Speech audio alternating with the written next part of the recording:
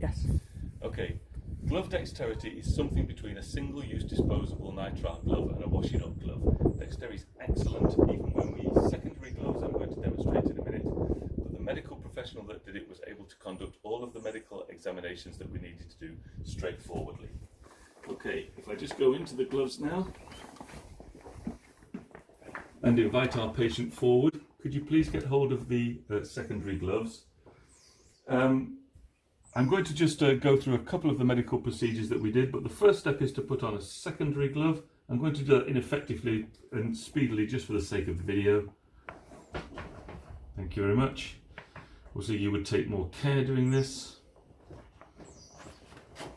There we are, not too bad after all.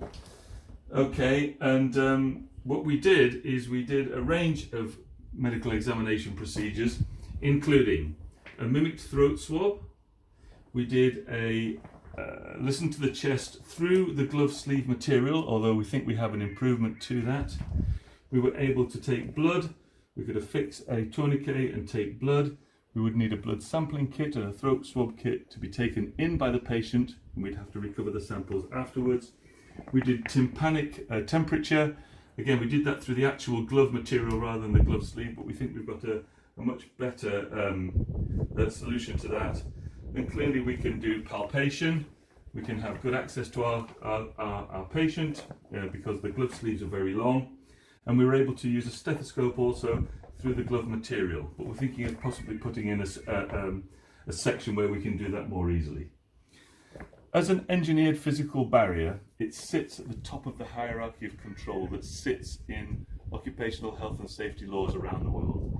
In contrast, personal protective equipment measures sit at the bottom of the hierarchy of control, and therefore a barrier like this really should be able to afford a much higher of protection of the worker, in this case the medical professional, on the clean side of the barrier. The health professional remains at this side of the barrier and doesn't come into contact with the patient.